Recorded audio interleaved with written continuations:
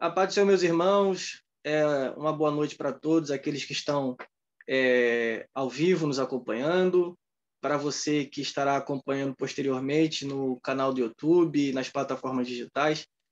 Deus abençoe a todos, tá bom? É um prazer estar aqui com o grupo EBD em Questão e agradecer a Deus e ao pastor André Moreira pelo convite, pela oportunidade de estar aqui nesse espaço falando com vocês e com os internautas sobre a vida de um grande servo de Deus, a vida do pioneiro, de um dos pioneiros da teologia pentecostal, Meyer Pearlman. A gente vai falar um pouquinho sobre a vida, o ministério, as obras de uma figura importantíssima dentro do cenário teológico pentecostal, que foi Meyer Pearlman. Então, antes de a gente entrar na palestra propriamente dito, deixa eu me apresentar, talvez muita gente não me conheça, e eu aproveito aqui o espaço para me apresentar. Eu me chamo Felipe Lima, eu sou presbítero aqui na Assembleia de Deus, na Ilha do Governador, no Rio de Janeiro. Para quem talvez não conheça, para se situar, o bairro do Rio de Janeiro onde fica o aeroporto, o grande aeroporto do Galeão, Santos Dumont. Quem já passou aqui pelo Rio de Janeiro provavelmente já passou no Galeão, no aeroporto. Então, é o bairro onde fica o aeroporto. A Assembleia de Deus da Ilha do Governador é onde eu congrego e sirvo há mais de 20 anos. Eu estou com 30, fiz 30 anos no último dia 17, e eu sirvo ao Senhor na Assembleia de Deus da Ilha do Governador desde os meus 8 anos, 8 para 9 anos, quando eu vim para cá. Eu me batizei nas águas com 11 anos, fui batizado com o Espírito Santo aos 12 anos, e aos 18 eu fui separado para o ministério, e a gente está aí atualmente servindo como presbítero na nossa igreja sede, que tem como pastor-presidente o muito digno pastor Eliseu Menezes de Oliveira, nos seus 92 anos de idade. Pastor Eliseu Menezes de Oliveira é uma figura marcante dentro da Assembleia de Deus no Brasil. Trabalhou muitos anos com Bernard Johnson, nas Cruzadas Boas Novas. Pastor Eliseu fez parte do conselho da CPAD, da ETAD e outras coisas mais. O currículo dele é muito vasto e eu sirvo a Deus debaixo da bênção e da liderança do pastor Eliseu Menezes.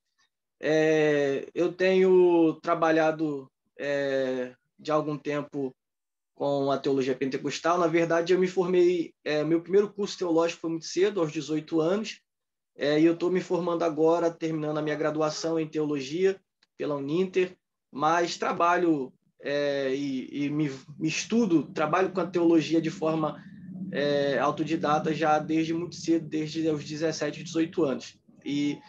E a gente vai falar um pouquinho sobre aquele que é o meu teólogo, um dos meus teólogos preferidos, que é Meyer Pearlman.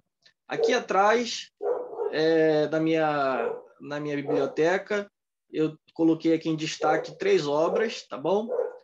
Conhecendo as Doutrinas da Bíblia, que é a obra mais conhecida de Meyer Pearlman. Talvez quando a gente fala de Meyer Pearlman, quem é Meyer Pearlman? Talvez as pessoas geralmente conhecem mais o livro do que o autor do livro, mas conhecendo as Doutrinas da Bíblia, livro best-seller aqui no Brasil, mais de 200 mil cópias já foram vendidas de Conhecendo as Doutrinas da Bíblia, e tem aqui também Através da Bíblia, livro por livro, também é o best-seller, mais de 175 mil cópias vendidas no Brasil, né? Poucas pessoas conseguem alcançar essas marcas. E tenho também aqui o menorzinho aqui, que é o comentário de João. Quem está antenado com a teologia pentecostal sabe que a CPAD relançou agora, nesse ano, os comentários de Meyer Pearlman, tanto dos evangelhos, Salmos e as epístolas paulinas e Atos, e foi relançado agora com uma nova capa, uma capa muito bonita, com box. Só que esses comentários que foram relançados pela CPAD, eles foram lançados primeiramente em 1977, 78, pelo IBAD, o Instituto Bíblico das Assembleias de Deus, lá em Pindamonhangaba. E então tem outras obras também do Maier Pilman que a gente vai falar ao longo da live, mas esses eu queria deixar destacado aqui, principalmente através da Bíblia, livro por livro, e conhecendo as doutrinas da Bíblia, que são as obras principais, os best-sellers, as obras magnas de Pilman, que foi lançado pela pena dele. Então, para a gente dar início aqui a propriamente dito sobre a live, sobre a vida de Maier Pilman, vamos falar aqui sobre quem foi Maier Pilman, a sua história, a sua biografia, onde ele nasceu, como é que foi o seu início de vida, sua conversão. A gente vai tratar sobre a infância, depois conversão, experiência de batismo com o Espírito Santo. Vamos também falar sobre a experiência de Maier na Primeira Guerra Mundial, a sua ida para os Estados Unidos, como ele se converteu, como ele adentrou nas Assembleias de Deus lá nos Estados Unidos, onde ele se formou, qual foi, onde ele estudou, como é que foi a formação teológica do Maier Pilman, quem foram os seus influenciadores, como foi a carreira dele como professor no principal instituto bíblico das Assembleias de Deus lá nos Estados Unidos, quais foram as obras que Maier Pilman publicou, como foi o seu ministério de escrita, seu ministério teológico. E nós vamos também falar como ele morreu. Maier Pilman morreu muito cedo, ele morreu por volta ali de 44 anos, ele não chegou a fazer 45, ele morreu em julho de 43, e ele fazia 45 anos em dezembro. Então ele morreu muito cedo, 44 anos, na flor da idade, em pleno vigor. Isso foi um choque muito grande para as Assembleias de Deus nos Estados Unidos na época. E nós vamos também falar, para fechar, sobre a influência de Maier Pilman na teologia pentecostal brasileira. O que Pilman tem a ver com o Brasil, com as Assembleias de Deus no Brasil? Por que é importante estudar sobre Maier Pilman ou estudar as obras de Maier Pilman? Para quem não sabe, ou aqueles que já sabem, né, bom a gente ressaltar aqui, vou falar mais uma vez, eu acabei de escrever um livro, que é a biografia de Maier Pilman, uma biografia de um pioneiro da teologia pentecostal, vai ser o nome do livro. Eu comecei a escrever esse livro, a pesquisar em outubro do ano passado, e concluí na semana passada, e esse livro agora ele está na mão do pastor César Moisés, que está trabalhando, e mais para frente a gente vai dar mais informações sobre a publicação e etc. E vai ser algo inédito, porque não existe uma biografia de Maier Pilman ampla. O que se tem é uma pequena biografia que foi escrita pelo saudoso pastor Laurence Olson no livro Através da Bíblia, livro por livro.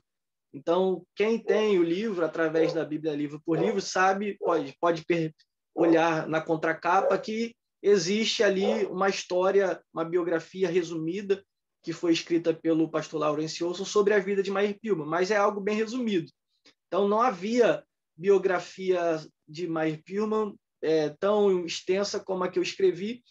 Então, por que escrever uma biografia sobre Maier Pilman? Eu notei que no mundo pentecostal, dentro do movimento pentecostal, nós falamos muito sobre os grandes evangelistas, nós falamos muito sobre os grandes pastores, nós falamos muito sobre os grandes missionários, nós falamos muito daqueles irmãos e irmãs usados em curas, em milagres. A gente enfatiza muito isso no movimento pentecostal, e os mestres, os ensinadores, eles acabam ficando em segundo plano, eles ficam deixados para trás. Eu percebi isso no movimento pentecostal, que os mestres não têm tanto valor, tanto espaço como os grandes pregadores, como os grandes pastores, os desbravadores, plantadores de igreja, essas coisas todas que nós enfatizamos no movimento pentecostal, os usados em curas, em sinais. E os mestres, eles são colocados em escanteio, em segundo plano. Então, qual é o meu objetivo? Além de resgatar a memória de Maier Pilman, O meu objetivo é mostrar a importância dos mestres, trazer de volta, ou vamos por assim dizer, mostrar que os mestres também são importantes no movimento pentecostal, que nós temos que valorizar, e aqui eu estou falando para o grupo EBD em questão, que é um grupo de professores da Escola Bíblica Dominical, e Meyer Pillman foi um dos principais professores de Escola Bíblica Dominical na Assembleia de Deus norte-americana. A vida inteira dele, desde que ele se formou, ele foi professor de Escola Bíblica Dominical até morrer. Ele foi o principal formador de professores de escola dominical nos Estados Unidos até 1943. Então, assim, os professores, os mestres, eles são necessários, são importantíssimos no movimento pentecostal e não são tão valorizados. Se existem grandes pregadores, se existem grandes evangelistas, se existem grandes missionários, essas pessoas elas passaram primeiro numa sala de aula aprendendo com um mestre pentecostal. Para existir grandes pregadores, para existir grandes evangelistas, grandes homens usados em cruzadas, primeiro existiu também um professor que ensinou essas pessoas, ensinou eles os rudimentos doutrinários, os ensinou na escola dominical, ensinou a palavra para essas pessoas, e os mestres não são valorizados. Então, o meu objetivo com o livro, a biografia sobre Meyer Pillman, é resgatar a memória dele, mostrar a importância que ele teve no movimento pentecostal, mas também mostrar e tentar resgatar e trazer de volta o espaço que os mestres tiveram e que precisam voltar a ter no movimento pentecostal, principalmente aqui no Brasil, que a escola bíblica dominical não é tão valorizada, não é tão enfatizada, os professores não têm o destaque que merece, o espaço que merece, e eu acredito que com essa obra, mostrando o papel que Meyer Pillman teve nas Assembleias de Deus nos Estados Unidos, eu entendo que isso pode trazer à mente das pessoas, e principalmente do movimento pentecostal, que os mestres precisam ser valorizados de fato, que eles são importantes dentro das Assembleias de Deus e qualquer outra denominação pentecostal. Então, introduzindo aqui essa primeira parte, agora a gente vai para a palestra em si. Então, vamos falar sobre Meyer Pillman. Quem era Meyer Pillman, qual era a sua história, como ele nasceu, quem eram seus pais, qual era, de onde eles vieram, etc. A infância de Meyer Pillman. Meyer Pillman era um judeu, né? Ele era judeu. Isso é algo que marcou muito as Assembleias de Deus norte-americana no início, porque Meyer Pillman ele era judeu. Então, ele foi um judeu que se converteu, mas Meyer ele é um homem que passou por muitos lugares. Primeiro que o pai de Meyer Pillman, ele nasceu no que hoje nós chamamos de Lituânia, mas na época pertencia à Rússia, né? Depois União Soviética, e hoje é a Lituânia. Na cidade chamada Kovno. Então, o pai de Meyer Pillman, que era um sapateiro, o nome dele era Barnert, e eu resgatei isso graças à internet. A internet, eu consegui muitos documentos sobre a vida de Meyer Pillman, certidão de óbito, consegui diversos documentos que me ajudou a reconstruir a biografia dele, que nem nos Estados Unidos os pesquisadores do movimento pentecostal, nem eles tinham essas informações, e eu consegui, graças a alguns sites que possuem documentos e arquivos lá nos Estados Unidos, eu consegui resgatar muita documentação e consegui fazer uma restauração, uma reconstrução da história dele. Então, o pai do Meyer Pillman se chamava Barnert, a mãe se chamava Minnie, e o pai de Meyer Pillman, ele foge da Rússia por causa do antissemitismo. O antissemitismo estava muito forte, ali no finalzinho do século XIX, início do século XX. No século XIX, meio do século XIX para o século XX, estava tendo uma grande perseguição na Rússia dos judeus. Os judeus estavam sendo muito perseguidos, e o pai do Meyer Pillman ele imigrou e foi para a Escócia. Então, ele vai para a Escócia, e é na Escócia que o Meyer Pilman ele nasce. Ele nasce na Escócia, na cidade de Edimburgo, na Escócia, cidade de Edimburgo. Foi lá que Meyer Pilman nasceu, e ele morou na Escócia com seus pais até os 7 anos de idade. Quando Meyer Pilman tinha 7 anos de idade, Meyer nasceu em 1898. Ele nasceu em 1898.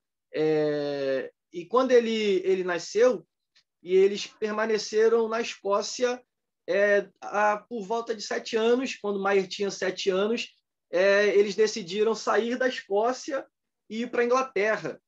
E eles foram para a cidade de Birmingham, na Inglaterra, Birmingham, e se estabeleceram ali. Birmingham era uma cidade que tinha uma colônia judaica considerável, tinha uma grande sinagoga na cidade de Birmingham, ainda tem uma grande sinagoga lá. Quando eles foram para lá, quando Meyer tinha por volta de 7 anos de idade, eles matricularam o Meyer Pilman numa sinagoga para estudar, para ter as primeiras lições, para ele ser alfabetizado, para ele aprender o hebraico, para ele aprender o inglês. E ali se deu o início da vida de estudante do Meyer Pilman, ali na cidade de Birmingham. Ele foi matriculado numa sinagoga judaica, né, como judeu que era. Então, ele começou ali a ser ensinado não apenas a escrever, não apenas a ler, não apenas o idioma inglês, mas o hebraico, principalmente. E ele começou a ter primeiras noções acerca da Torá. Ele começou a ter as noções acerca do Antigo Testamento, a Torá, os escritos, os profetas, como era o ensino judaico, a divisão do Tanar, né? Então, ele passou a ter a educação primária do Meyer Pilman foi ali na Escócia. Ele passa ali na Escócia a ter a sua educação primária, e além de aprender a Torá, de aprender o Tanar, sobre os profetas, sobre os escritos, os rabinos que davam aula ali naquela sinagoga em Birmingham, eles eram judeus ortodoxos, eles eram rabinos ortodoxos muito rígidos com a educação, e eles odiavam cristãos, eles não gostavam de cristãos. Então, o Meyer Pilman, ele cresceu nesse ambiente da sinagoga, aprendendo a não gostar de cristãos. E ele até mesmo um artigo que ele publicou posteriormente no Pentecostal Evangel, o Pentecostal Evangel, que era o jornal, o órgão oficial das Assembleias de Deus nos Estados Unidos, que corresponde ao Mensageiro da Paz. Aquilo que o Mensageiro da Paz é para nós aqui da Assembleia de Deus, que é vinculado à CGADB, né? O The Pentecostal Evangel ele é o jornal principal das Assembleias de Deus norte-americanas. E o Meyer Pilman, ele publicava muito, eu vou falar isso mais à frente, e um dos artigos que ele publicou no Pentecostal Evangel, ele fala sobre como é que foi essa parte da vida dele sendo criado, sendo ensinado, educado pelos rabinos.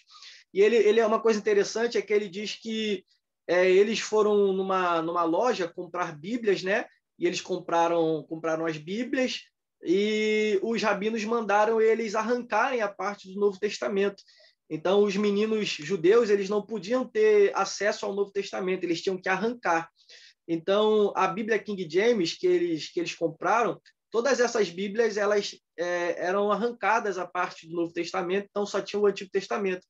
E o Meyer, ele cresceu ali naquela sinagoga odiando o cristianismo. Ele odiava Jesus, não porque ele não gostava de Jesus, não porque ele não gostava dos cristãos, mas porque os rabinos o ensinou e ensinaram às crianças que eles tinham que odiar os cristãos e que eles tinham que odiar Jesus, que Jesus não era o Messias de Israel. Então, ele cresce nesse ambiente judaico. Depois que ele passa pela sua educação primária, ele não entrou na faculdade, ele fez o ensino médio, mas ele não entrou em faculdade. O Pilman não se formou no ensino superior. Ele se tornou, depois que saiu do ensino primário e do que nós chamamos aqui no Brasil de ensino médio, ele passou a estudar línguas. Ele começou a estudar diversos idiomas. Pirman, ele era um linguista. Deixa eu só pesquisar aqui rapidinho, para a gente ver. Só um momentinho. Só para me ver aqui, só para confirmar, os idiomas que Meyer Pirman falava. Ele falava e lia espanhol, italiano, grego, francês, além do inglês, óbvio, que ele foi criado na Inglaterra e na Escócia, ele falava inglês, e hebraico. Então, hebraico, grego, as línguas originais da Bíblia que ele aprendeu, e, além disso, o inglês, o espanhol, italiano e francês. Então, Meyer Pirman, ele era um poliglota, ele com 14 anos, ele entrava na biblioteca de Birmingham, ele ia para a biblioteca e ele ia estudar, ele ficava na biblioteca praticamente o dia inteiro estudando idiomas. Então, ele dominou diversos idiomas, ele virou um poliglota desde a adolescência. E isso é interessante porque, depois da conversão, o Meyer, ele usa esses idiomas que ele aprendeu, o domínio que ele tinha das línguas originais, o domínio que ele tinha dos outros idiomas, isso serviu muito, foi muito útil para o ministério dele de ensino, porque ele lidava com as línguas originais nas aulas, ele traduzia livros e obras lançadas em outros países, etc. Então, essa capacidade linguística, essa capacidade que o Meyer tinha de ser um poliglota, foi muito útil para o ministério dele, para o ministério de ensino, e principalmente quando ele se converte. Então, depois o pai de Meyer, ele viu que na Inglaterra a situação estava um pouco complicada, e como a maioria das pessoas faziam na Europa ali no início do século XX, ali 1900, 1910, 1920, o pessoal estava migrando lá, indo para os Estados Unidos, buscar oportunidade. Os Estados Unidos, nessa época, era conhecido como a terra da oportunidade, e foi o que aconteceu. O pai do Meyer Pirman, ele viajou, ele migrou para os Estados Unidos, ele foi para Nova York, deixou a família, e depois o Meyer Pirman o seguiu, foi para Nova York, para os Estados Unidos, ali já com 16, 17 anos, foi atrás do pai dele e foi para lá, para Nova York, para os Estados Unidos, para trabalhar. Só que aconteceu que estourou a guerra. A Primeira Guerra aconteceu, né? A Primeira Guerra acontece, e o Meyer Pirman, por estar nos Estados Unidos, ali a Primeira Guerra em 1914 até 1918, o Meyer Pirman, por estar nos Estados Unidos, ele acaba sendo recrutado para lutar, para ir para a guerra, e ele vai para a guerra. Ele lutou a Primeira Guerra Mundial, ali com 17 anos, com apenas 17 anos, ele ingressa no exército e tem que ir para a guerra. E ele vai para a guerra, e é interessante que o Meyer Pirman, ele serviu na guerra, eu acho que, se eu não me engano, por 2 anos. É que eu estou com o texto aberto aqui no meu notebook, mas fica difícil aqui para me pesquisar, mas eu creio que foram 2 anos, que ele serviu 2 anos. E é interessante que a maior parte do tempo que Meyer Pirman serviu na guerra, na Primeira Guerra, ele estava na França. Ele foi para a França, e é interessante que ele falava francês, porque na adolescência ele tinha aprendido francês, né? Ele estudava francês na biblioteca, ele aprendeu francês, e isso fez com que ele tivesse um posto especial na guerra. O pelotão, o lugar onde Meyer Pirman serviu, ali com as tropas onde ele servia, ele acabou se tornando um intérprete. Então, o Meyer, ele esteve na frente do fronte de guerra, mas ele não era aquele soldado de infantaria. Ele era um intérprete. Então, ele trabalhou muito com os franceses. Eu trago isso no meu livro, até mesmo na guerra, e às vezes ele ia jantar na casa dos franceses, O povo da França gostava muito dele, aqueles que tiveram contato com ele na guerra gostavam muito dele, porque ele era um rapaz muito tranquilo, muito gentil. E o Maier também salvou vidas de alguns soldados que lutaram com ele no mesmo batalhão que ele, usando essa capacidade que ele tinha de falar francês. Ele livrou muita gente de muito problema, até de ser sentenciado em corte marcial, e ele, como intérprete, ele interviu e ajudou muita gente. E foi lá na guerra, na Primeira Guerra Mundial, que o Maier Pillman teve o primeiro contato com o Novo Testamento, porque haviam muitos capelães entregando Novos Testamentos para os soldados, né? Eles faziam esse trabalho de distribuir Novo Testamento para os soldados na guerra. E um capelão deu um Novo Testamento para o Maier Pillman. E o Maier, ele era muito curioso, ele gostava muito de ler, ele lia sobre praticamente tudo. Tudo que ele via, ele queria ler, independentemente de qual era a religião. Isso já mais velho, né? Nessa fase que ele está com 17, 18, 19 anos, ele tinha muito essa curiosidade. E como na adolescência, na infância, ele não pôde ter contato com o Novo Testamento, porque os rabinos impediam ele de ter acesso ao Novo Testamento, então ele ficou interessado, ele queria ler. Então ele pediu o capelão para que o capelão desse para ele também um exemplar do Novo Testamento. Ele pegou e o capelão disse para ele que ele tinha que assinar um cartãozinho. E nesse cartãozinho o Maier ele não leu, ele simplesmente assinou, mas no cartãozinho é interessante que no cartãozinho ele assinava que estava aceitando a Jesus como Senhor e Salvador da vida dele. Ele não leu, ele simplesmente assinou. E devolveu o cartão para o capelão. E é interessante que parece que ele não tomou a atitude de conversão naquele momento, né? Porque ele não fez por consciência, ele simplesmente queria o Novo Testamento, e como ele precisava assinar para receber, ele assinou sem ler. Mas parece que aquilo ali valeu para o céu, parece que aquilo ali valeu para Deus. E depois, mais à frente, assim como Jesus encontrou Paulo no caminho de Damasco, o Maier Pillman foi encontrado pelo Senhor e se converteu. Então, ele tem o primeiro contato dele com o Novo Testamento na Primeira Guerra Mundial. Foi ali que ele teve contato com os evangelhos e tal, mas ele não lia muito. Ele simplesmente recebeu, deu uma lida superficial, guardou e tal. Então, a Primeira Guerra acaba. Então, quando a guerra acaba, o Maier Pillman volta para os Estados Unidos, ele volta como veterano de guerra, ali em 1918. Então, ele é um veterano de guerra e o Maier Pillman ele adquiriu um vício na guerra, provavelmente por causa do ambiente que ele estava, dos amigos e tal, é que ele adquiriu um vício de fumar cigarro. Então, o Maier Pillman ele era fumante, antes de se converter ele era fumante, ele adquiriu esse hábito na guerra e quando ele voltou da guerra, ele começou a buscar vamos dizer assim, ele começou a buscar algo espiritual. Então, o Maier Pillman, segundo ele conta, né, no artigo que ele escreveu no jornal, ele conta que ele foi em muitas reuniões de muitas religiões.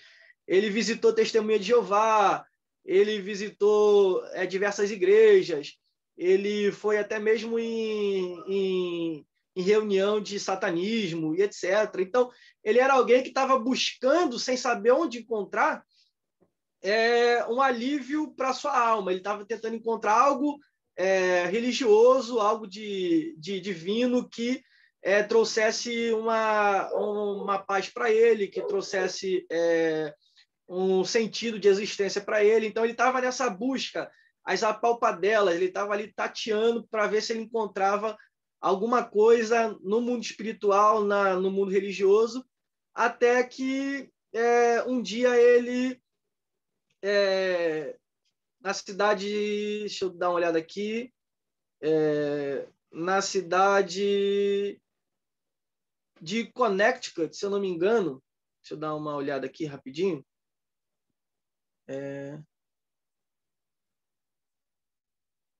Califórnia. Ele foi para Califórnia ele se separou do pai. O Meyer Pillman, pelo que eu percebi nos escritos,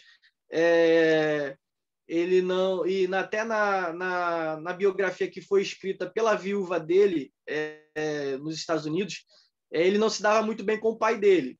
O pai do Meyer Pillman e o Pillman, eles não se davam muito bem, porque o Meyer Pillman ele não buscou um emprego, uma profissão para ganhar dinheiro. Como judeu, né? Como judeu, ele tinha que ganhar dinheiro. E o pai dele vivia nessa busca por dinheiro, e o pai dele se lamentava muito porque o filho preferia a área intelectual, preferia a leitura, preferia línguas diversas, os idiomas.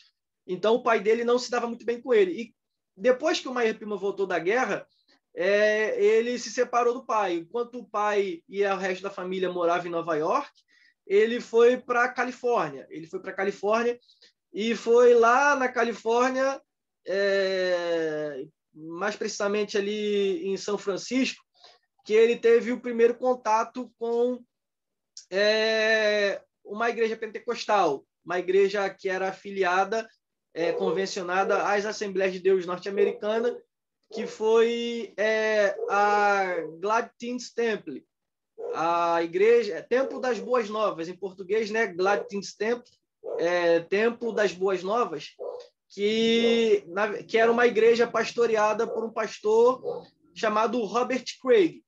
Pastor Robert Craig, ele era de origem metodista, como muitos assembleanos das Assembleias de Deus americanas, né? Porque quem estuda o movimento pentecostal ali sabe das raízes wesleyanas que a Assembleia de Deus ela tem, o movimento pentecostal.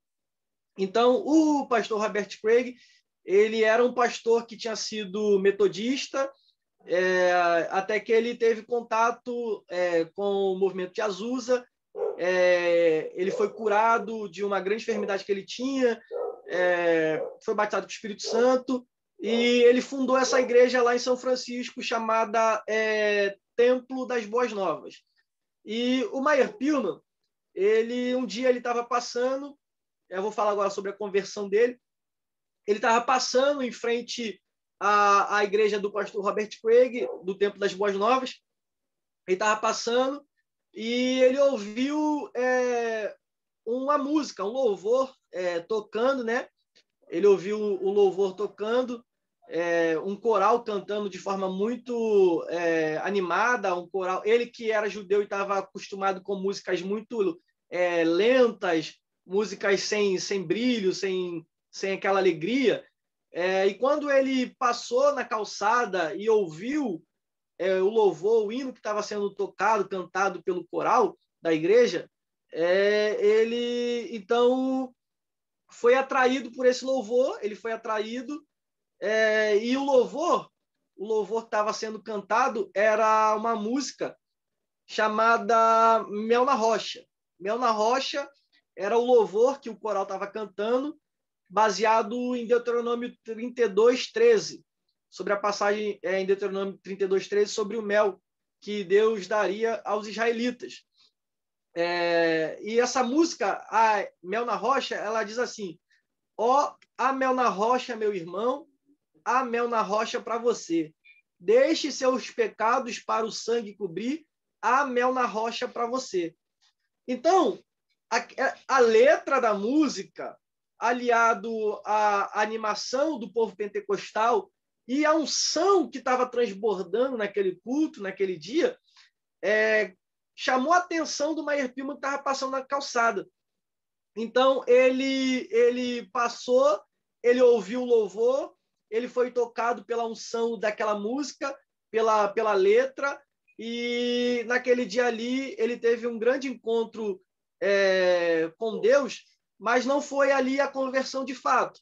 Aquilo ali foi um primeiro toque de Deus na vida do Meyer Pillman. Então, ele passou a frequentar essa igreja, a igreja do pastor Robert Craig, o Templo das Boas Novas. É interessante, é uma coincidência muito interessante, que o autor dessa música, A Mel na Rocha, ele se tornou o sogro do Meyer Pillman. Eu vou falar mais à frente. é interessante essa coincidência, que o autor ele se tornou sogro do Meyer Pillman. Meyer Pillman se casou com a filha do autor dessa música, da música que trouxe ele praticamente para Jesus. E ele começou, então, a frequentar os cultos, ele começou a ir frequentar sem saber mais ou menos o que estava acontecendo, mas ele gostava do ambiente, ele gostava das músicas, ele gostava do louvor, ele sentia algo diferente naquela igreja, e ele começou a frequentar até que ele, um dia, ele antes de sair do culto, ele sentiu que ele queria Jesus, que ele queria viver para Jesus, e ele sentiu um toque muito profundo de Deus na vida dele, e ele sentiu que naquele dia, naquele culto, antes de sair do culto, ele tinha se convertido, ele tinha se entregado, ele entregou a vida dele para Jesus, e continuou a frequentar os cultos, sempre frequentando. Então, quando notaram que ele estava participando muito dos cultos, e ele gostava muito das reuniões de oração, ele ficava muito encantado com os testemunhos, as curas, as libertações, aquilo chamava muita atenção dele. E uma coisa que chamava muita atenção do Meyer Pillman, quando ele se converteu, ainda não entendendo muita coisa, né? O que chamava muita atenção dele era o falar em línguas. Nós, como pentecostais, entendemos o valor do falar em línguas, mas para quem é de fora, isso às vezes, o falar em línguas às vezes é algo meio estranho. Só que o Meyer, por ser um linguista, por ser um poliglota, por ser alguém que falava grego, hebraico, espanhol, italiano, francês, inglês, então aquilo ali, o falar em línguas, nos cultos das igrejas pentecostais, era algo fantástico para ele, porque era um idioma que ele não conhecia, era um idioma que ele sabia que não existia em lugar nenhum, mas que ele sentia muita presença de Deus ali quando ele via as pessoas falando em línguas. Então aquilo ali chamava muito a atenção dele. E quando perceberam que ele estava muito frequente nos cultos,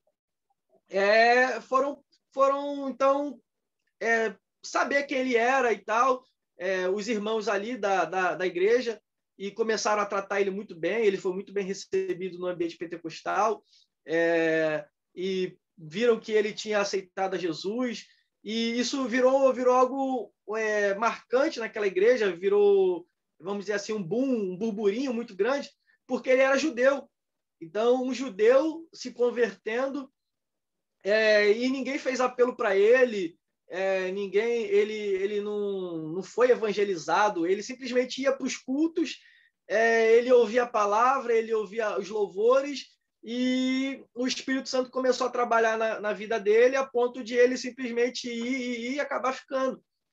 Mas Meyer Pillman, ele não foi evangelizado de fato. Não chegaram para ele: você quer aceitar Jesus? Não, ele simplesmente foi sendo tocado pelo Espírito Santo à medida que ele ia participando dos cultos. E é interessante que ele conta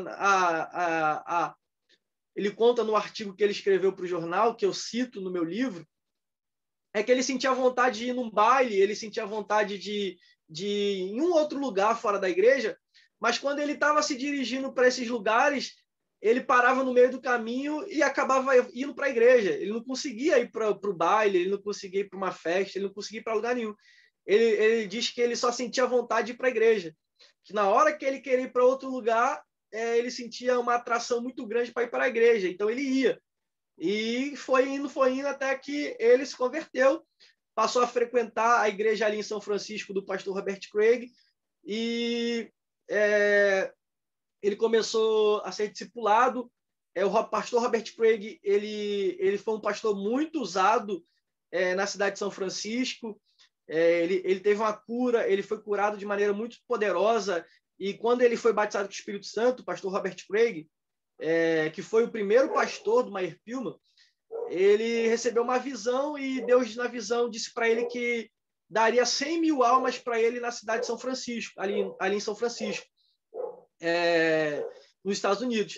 E, de fato, a igreja, a Glad Teens, ela se transformou numa das maiores igrejas da Assembleia de Deus nos Estados Unidos. Ali nos primeiros 30, 40 anos, ela era uma das maiores igrejas. O pastor Robert Craig, ele ganhou muitas almas, ele tinha um ministério evangelístico muito grande, e não apenas o pastor Robert Craig, mas a esposa dele, Mary, a irmã Mary Craig, ela foi uma das grandes professoras. O papel, olha o papel feminino.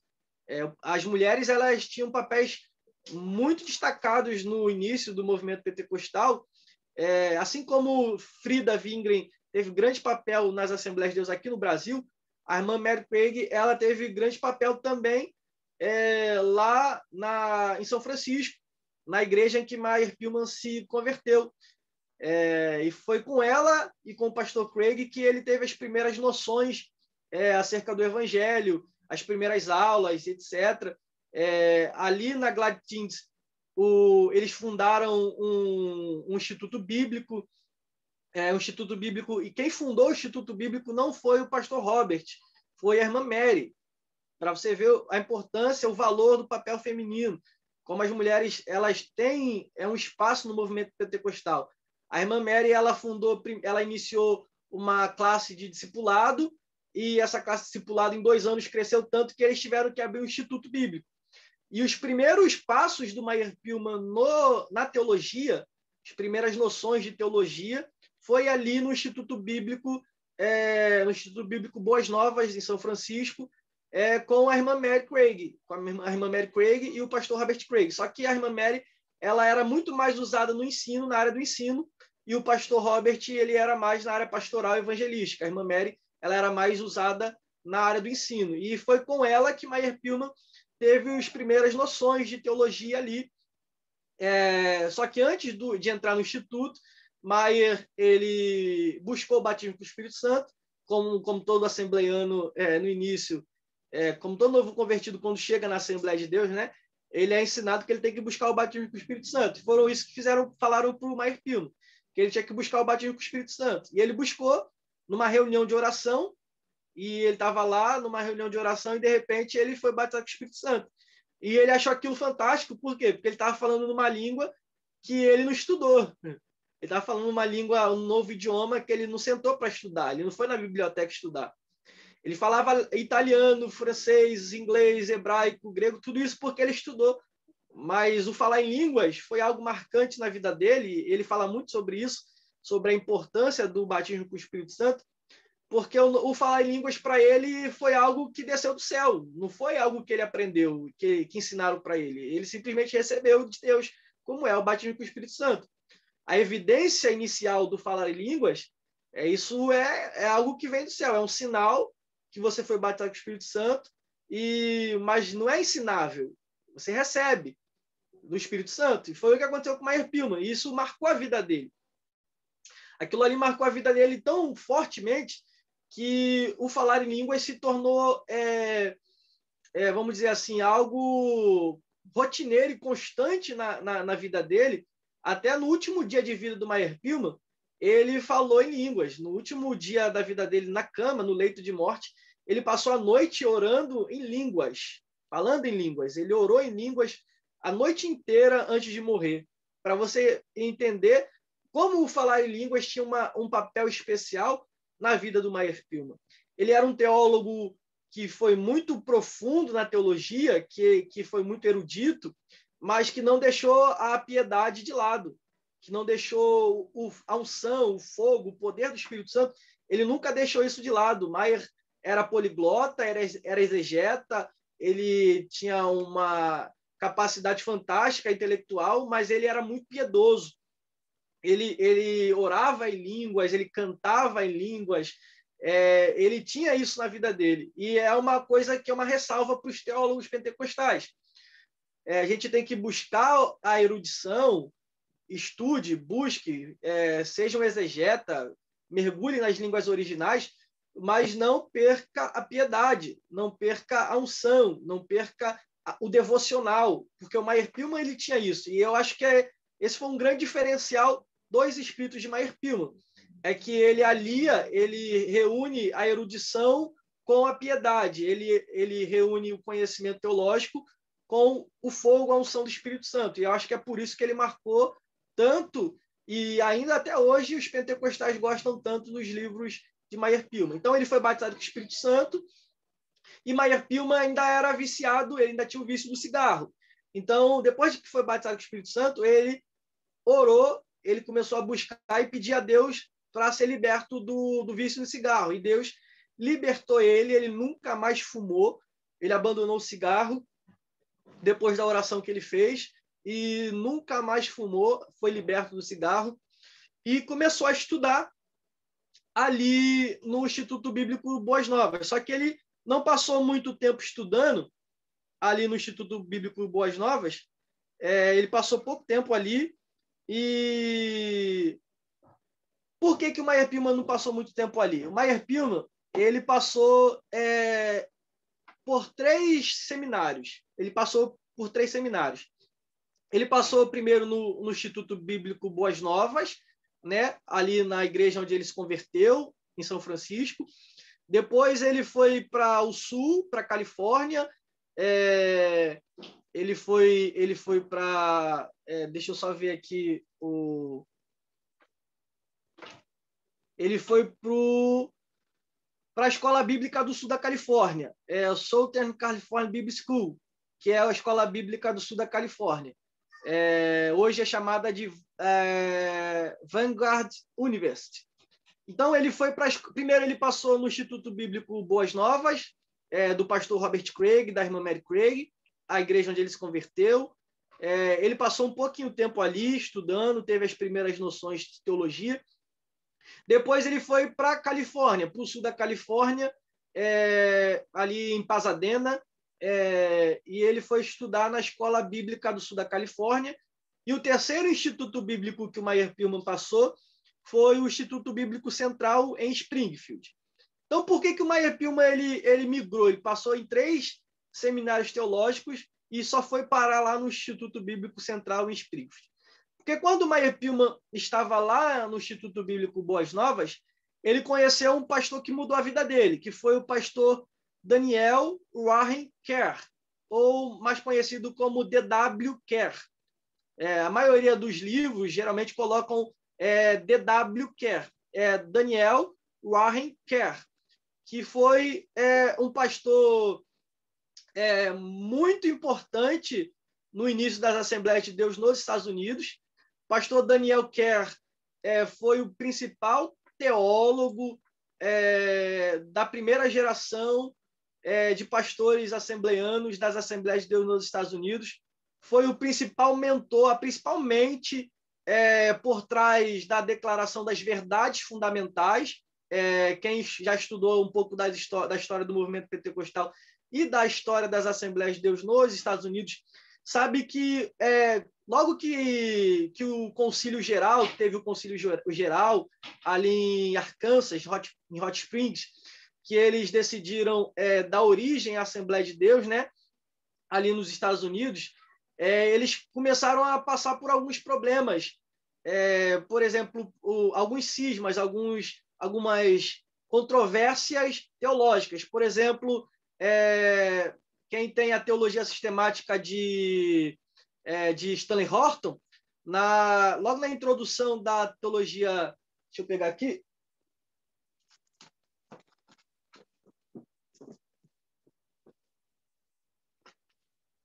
na teologia sistemática do Stanley Horton, você vai ver logo na introdução as 3 grandes controvérsias que a Assembleia de Deus norte-americana teve. O falar em línguas, se era a evidência inicial ou não, o unicismo, a controvérsia se era a Trindade, se era só Deus Pai, se devia batizar no nome do Pai, do Filho e do Espírito Santo. Então, tiveram algumas controvérsias ali, e como a Assembleia de Deus estava engateando, estava iniciando, isso ali quase que mina o crescimento da Assembleia de Deus. Foi uma luta teológica muito forte. Então, o pastor Daniel Kerr, ele foi a mente que juntamente, óbvio que teve outros pastores, teve grandes teólogos ali reunidos para trabalhar as doutrinas. O que a Assembleia de Deus cria, né? Eles precisavam de um credo, ou precisavam de declarações acerca do que a Assembleia de Deus e as igrejas filiadas ao Concílio Geral, no que elas acreditavam, no que elas criam, quais eram as doutrinas das Assembleias de Deus nos Estados Unidos. E o pastor Daniel Kerr, ele foi o principal pastor, aquele que foi a mente por trás da declaração, da grande declaração fundamental, das declarações fundamentais, aqueles pontos das declarações fundamentais, foi ele que esteve por trás disso tudo. E o que tem a ver o pastor Daniel Kerr com o Meyer Pillman? Daniel Kerr, ele foi uma figura importantíssima, além da declaração fundamental, dos pontos doutrinários, de criar o arcabouço doutrinário inicial das Assembleias de Deus, né? Que foi a pessoa que trabalhou os pontos doutrinários, no que a Assembleia de Deus cria, foi a pessoa que refutou, o principal refutador, o principal teólogo que refutou o unicismo em prol da Trindade, quem provou a Trindade ali na grande controvérsia, foi o pastor Daniel Warren Kerr, que era perito em grego. Ele era um pastor muito estudioso na área do grego, e Daniel Kerr, ele fundou 3 institutos bíblicos. Ele foi o grande fomentador da teologia dentro das Assembleias de Deus nos primeiros 20 anos das Assembleias de Deus norte-americanas. Então, ali no início, até década de 30, o pastor Daniel Kerr, ele foi o principal fomentador. Se alguém que queria fundar, iniciar um instituto bíblico, chamava o pastor Daniel Kerr, porque ele era o cara, ele era a pessoa que organizava, ele era a pessoa que preparava os currículos, ele formava professores, ele organizava a grade, o currículo, ele organizava os prédios, a estrutura física, enfim. O pastor Daniel Kerr, juntamente com o genro dele, Willard Pierce, ele foi uma figura importantíssima nos primeiros 20 anos dessa Assembleia de Deus norte-americana, e ele teve contato com o Meyer Pillman lá em São Francisco, no Instituto Bíblico Boas Novas. O pastor Robert Craig convidou o pastor Daniel Kerr para ir lá para a igreja, né, para a igreja dele, para o Instituto Bíblico Boas Novas, que tinha sido acabado de ser fundado e precisava de ser estruturado, ser organizado. Então, chamou o especialista, que era o Daniel Kerr, pastor Daniel Kerr, e ele foi para lá e ele organizou, ele deu estrutura, ele montou o currículo de 2 anos, o que os alunos deveriam estudar, quais eram as matérias, etc. E foi lá que o Meyer Pillman conheceu o pastor Daniel Kerr. E quando o pastor Daniel Kerr começou a dar aula ali no Instituto Bíblico Boas Novas, o Meyer Pillman ficou fascinado, porque o pastor Daniel Kerr era muito profundo, ele tinha muito conhecimento, ele também era perito em grego, o Meyer Pillman conhecia grego. Então, assim, houve uma sintonia muito grande. E como o Meyer Pillman ainda era jovem, né? Estava ali na casa dos 20 e poucos anos, era jovem ainda, 20, 21, 22 anos. A gente não tem exatamente as datas, a idade dele, porque não tem na biografia que a viúva dele escreveu e nenhuma outra obra, eu não consegui encontrar em lugar nenhum. Falta muitas datas, muitos dados para a gente precisar as coisas. Então, mas provavelmente Meyer Pillman tinha ali por volta de 20, 21 anos, não passou muito disso. E como jovem, né, ele ficou muito fascinado pelo pastor Daniel Kerr. Só que o pastor Daniel Kerr, ele teve umas desavenças com o pastor Robert Craig pela forma de condução de culto. O pastor Robert Craig gostava de uma liberdade muito grande para o mover do espírito. E ele dava tanta liberdade que havia os excessos, né? Os excessos que existem hoje em muitas igrejas pentecostais, aí afora, e principalmente nas neopentecostais, o pastor Robert Craig, ele gostava desses excessos. E o pastor Daniel Kerr, ele era um pastor mais equilibrado, mais moderado. Então, ele achava que algumas coisas na igreja do pastor Robert Craig eram excessivas. E para não bater de frente, né, porque o Robert Craig era o pastor, o Daniel Kerr estava ali apenas ajudando na formação do Instituto Teológico. Então, para não bater de frente, o pastor Daniel Kerr decidiu sair, porque recebeu o convite para abrir um outro Instituto Teológico na Califórnia. Então, ele saiu, foi para a Califórnia, para o sul da Califórnia, em Pasadena, e decidiu lá abrir um novo Instituto Teológico. Só que quando ele sai, o Meyer Pillman, ele vai atrás do pastor Daniel Kerr. Ele abandona ali o pastor Robert Craig, ele se despede, dá o adeus ali para o pastor Robert Craig, que foi o seu primeiro pastor, da irmã Mary, do pessoal do Instituto Bíblico, e ele faz as malas e vai atrás do Daniel Kerr para a Califórnia. E lá na Califórnia, o pastor Daniel Kerr abre a Escola Bíblica do Sul da Califórnia, que é um grande instituto bíblico até hoje, é uma grande faculdade bíblica, uma universidade hoje em dia, e virou também naquela época, ali em 1920. Em 1920, o Daniel Kerr ele funda a Escola Bíblica do Sul da Califórnia, porque as igrejas ali que começaram a surgir por causa de Azusa, por causa do movimento pentecostal, o povo ia abrindo as igrejas, mas não tinha a formação teológica. Então, havia a necessidade dos institutos, né? Não adianta você ter obreiro e não ter o preparo. Não adianta ter gente para trabalhar, mas essa pessoa não ter a capacitação, o preparo teológico.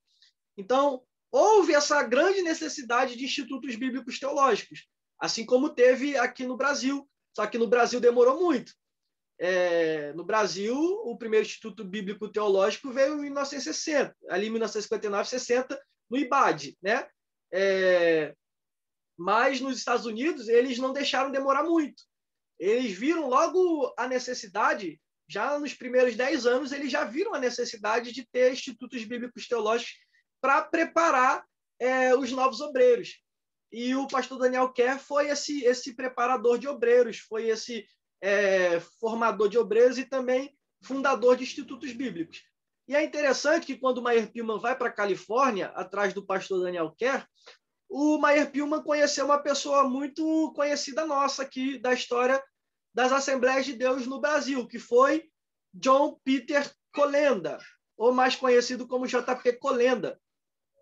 J.P. Colenda, quem conhece, quem já leu e quem já estudou a história das Assembleias de Deus brasileiras aqui no Brasil, sabe a importância que J.P. Colenda teve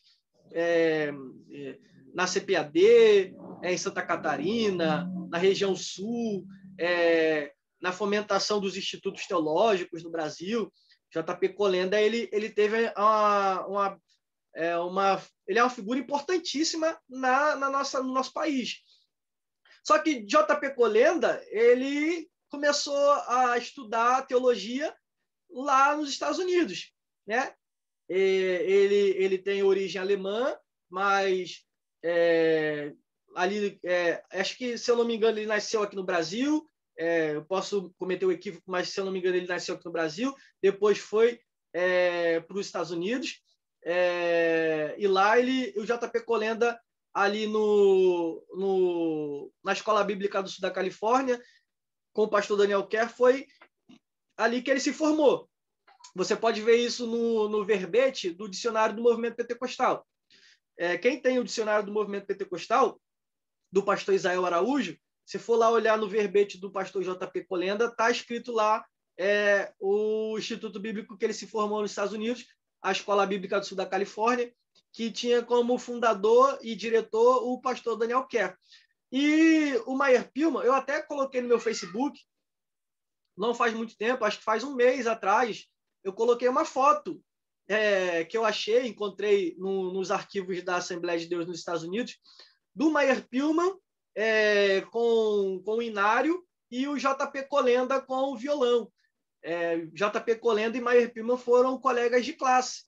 Só que quando o J.P. Colenda se formou, ele foi ser pastor em Michigan, nos Estados Unidos, e o Meyer Pillman ele seguiu o pastor Daniel Kerr para outro lugar, que foi para Springfield, que foi lá no Instituto Bíblico das Assembleias de Deus em Springfield, que foi o Instituto Bíblico Central, onde o Meyer Pillman terminou a formação teológica dele, ele fez parte da primeira turma, que foi em 1922.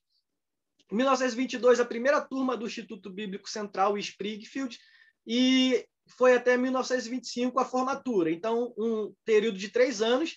Em 1925, Meyer Pearman se formou ali, né? Depois de ter passado por 2 seminários, ele se forma em Springfield, e Springfield, que é o quartel-general das Assembleias de Deus norte-americana. Foi lá que o Concílio Geral fundou o Instituto Bíblico Central, que foi o principal instituto bíblico das Assembleias de Deus norte-americana. E quando Meyer Pearman se formou, em 1925, ele recebeu um convite para ingressar no corpo docente. Porque o Meyer Pearman, ele se destacou tanto entre os alunos, ele foi tão destacado, ele estava tão à frente dos outros alunos, que quando ele se formou em 1925, ele logo recebeu um convite para ser professor. E ele começou em 1925 a dar aula, e foi de 1925 até 1943, ou seja, quase 18 anos, sem parar, ininterruptamente, dando aula, lecionando como professor ali de teologia no Instituto Bíblico Central, em Springfield, durante 18 anos. Meyer Pearman foi o principal professor do Instituto Bíblico, do principal Instituto Bíblico, que foi o IBC, Instituto Bíblico Central de Springfield, ali dos Estados Unidos. E o Daniel Kerr foi o grande mentor, a grande influência na vida do Meyer Pearman. Então, para a gente avançar um pouquinho aqui, o Meyer Pearman, quando ele ingressa ali, ele vira professor, né, no Instituto Bíblico Central, só que a vida como professor não era muito fácil, ele não ganhava muito bem, então ele tinha que ganhar a vida de outra forma. Então ele foi buscar emprego, Meyer Pearman foi buscar emprego na casa publicadora das Assembleias de Deus, a Gospel Publishing House, né? Aquilo que a CPAD é para a Assembleia de Deus no Brasil, a Gospel Publishing House ela é para os Estados Unidos, lá nos Estados Unidos, e o Meyer Pearman ele vai procurar emprego. O Meyer Pearman ele se casou com a irmã Irene Graves, que foi filha do pastor Arthur Graves. A irmã Irene era aluna do Meyer Pearman. Meyer Pearman era professor da irmã Irene, e eles se apaixonaram ali e eles se casaram, né? Eles se casaram depois que a irmã Irene se formou, e ele tinha que ganhar vida além da vida como professor. Ser professor não dá dinheiro. Desde aquela época não dava dinheiro. Então, o Meyer Pearman ele tinha que ganhar dinheiro de outra forma. Então, ele foi buscar uma forma de se sustentar a família, e ele foi procurar emprego na Gospel Publishing House. Ele começou revisando textos, ele começou revisando artigos de jornal, depois ele recebeu o convite para escrever revistas da escola dominical. Ele passou por alguns testes, ele começou a escrever revistas da escola bíblica dominical, e quando Meyer Pearman começou a escrever as revistas da escola bíblica dominical, ele virou um sucesso, porque as lições dele eram muito boas. As lições dele eram profundas, muito mais profundas, o conteúdo teológico era muito melhor e maior do que os outros. Então, ele caiu na graça dos americanos, dos assembleanos, e ele caiu tanto na graça que ele virou o principal comentarista da revista da Escola Bíblica Dominical, lá da Assembleia de Deus norte-americana. Depois ele passou a escrever as revistas da Escola Bíblica Dominical de professor. Primeiro ele escreveu de alunos, depois ele virou o escritor das revistas de professor. Ele parou de escrever para alunos e passou a ficar fixo como escritor das revistas de professor, apenas dos professores. E ele, durante muito mais que 10 anos, foi o principal comentarista das escolas bíblicas, da revista da Escola Bíblica Dominical, de adulto e de jovem, para os professores. Então, Meyer Pearman ele foi o principal formador dos professores de escola dominical também. Além de formar alunos no seminário, ele formava o povo através das revistas da escola dominical. E ele foi o principal comentarista até a morte. Ele morreu em 1943, e mais de 10 anos comentando revistas. Ele era o principal comentarista e Meyer Pillman, ele foi os escritos dele eram um sucesso. Não tinha ninguém que não gostava das revistas dele. Tanto é que ele ficou fixo como principal comentarista, porque as aulas, as lições dele eram muito bem feitas, muito bem preparadas. E depois de iniciar na carreira de comentarista, ele começou a fazer parte do grupo editorial do The Pentecostal Evangel, do jornal, do principal órgão, do principal jornal da Assembleia de Deus, o órgão principal das Assembleias de Deus norte-americana. Ele passa a fazer parte do jornal do The Pentecostal Evangel. Foi coeditor, ele fazia parte da equipe editorial e ele era responsável por algumas colunas e escreveu durante até a morte também. Meyer, ele só parou na morte, quando morreu, mas desde que ele entrou ali na década de 30, quando ele começou a se despontar como um grande professor, como um grande teólogo, ele nunca mais parou. E ele era o professor mais requisitado, ele era o instrutor mais requisitado, ele era o responsável pelos grandes congressos de escola dominical, ele era um dos principais ensinadores e pregadores dos camp meetings, dos grandes... a igreja da Assembleia de Deus nos Estados Unidos, elas tinham esses camp meetings, que eram uma espécie de, vamos dizer assim, um retiro, né? Eles iam para umas espécies de retiros com grandes tendas em lugares afastados para buscar batismo com o Espírito Santo, fazer campanhas de avivamento. E tinha os oradores, os pregadores. Meyer Pillman, ele estava sempre ali no meio também. Ele era pregador, ele era ensinador, ele era professor dos professores. Aquilo que o pastor Antônio Gilberto, eu gosto de dizer isso, que aquilo que o pastor Antônio Gilberto foi para a Escola Bíblica Dominical aqui no Brasil, o Meyer Pillman, ele foi lá nos Estados Unidos, ele foi o professor dos professores, ele foi o formador dos professores, foi ele que escreveu o primeiro grande livro sobre escola dominical ali para os professores, ensinando com êxito, né? A gente tem aqui traduzido no Brasil, foi lançado aqui pela Editora Vida, ensinando com êxito na escola dominical. Esse livro foi lançado lá nos Estados Unidos. Então, o Meyer Pillman, ele teve essa importância na área da IBD, como comentarista, como formador de outros professores, articulista. Ele foi um dos principais articulistas. Mais de 200 artigos de Meyer Pillman foram publicados no jornal. Se você pesquisar na internet, no arquivo do Centro Flower, lá dos Estados Unidos, no site deles, no arquivo no arquivo Flower, se você for olhar, você vai botar o nome do Meyer Pillman como autor, pesquisar, você vai ver que ele tem mais de 200 artigos dele catalogados, fora outros que não foram catalogados. E eu queria entrar aqui na parte, para não ficar muito extenso, sobre as obras de Meyer Pillman. Quais foram os livros que o Meyer Pillman produziu, né? Além de comentarista, articulista, além de professor do seminário, Meyer Pillman, ele se destacou principalmente pelos livros, né? Pelas obras. Então, o primeiro livro que ele publicou foi em 1930. Eu vou falar aqui rapidinho a linha do tempo das obras que o Meyer Pillman produziu. Em 1930, Sing the Story of the Bible with Diagrams e Outlines. Eu vou ler os livros já em português. Meu inglês, você pode perceber que não é muito bom falando, né? Eu vou já falar diretamente em português.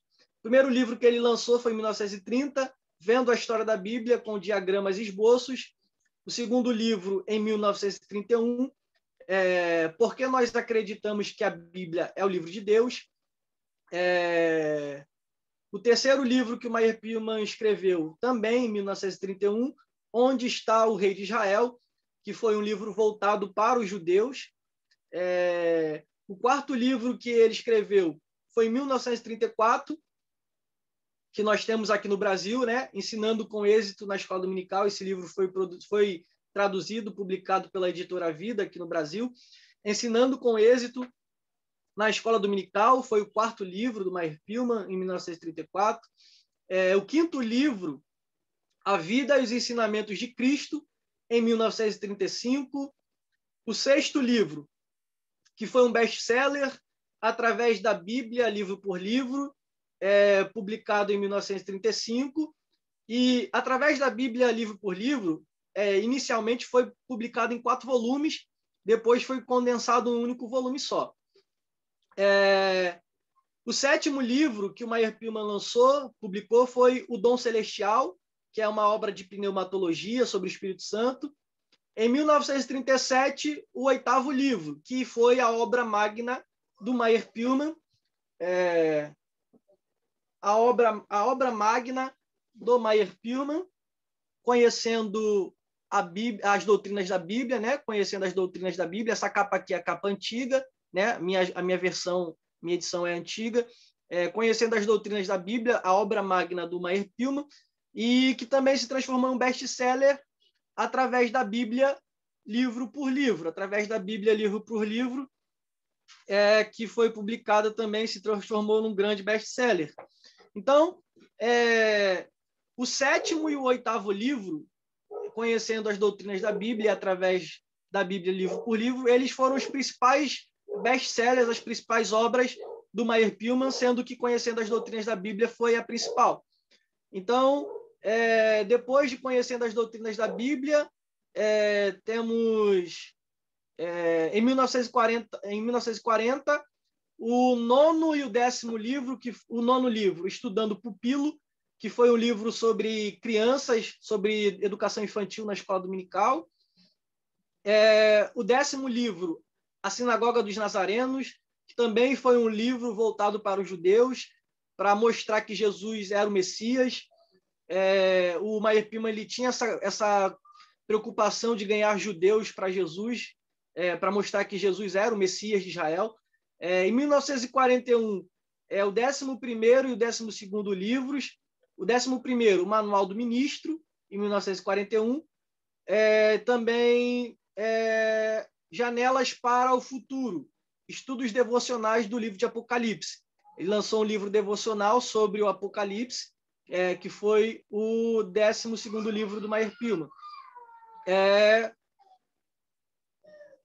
Em 1943, nós temos Daniel Fala Hoje. Daniel Fala Hoje, um comentário devocional sobre o livro de Apocalipse.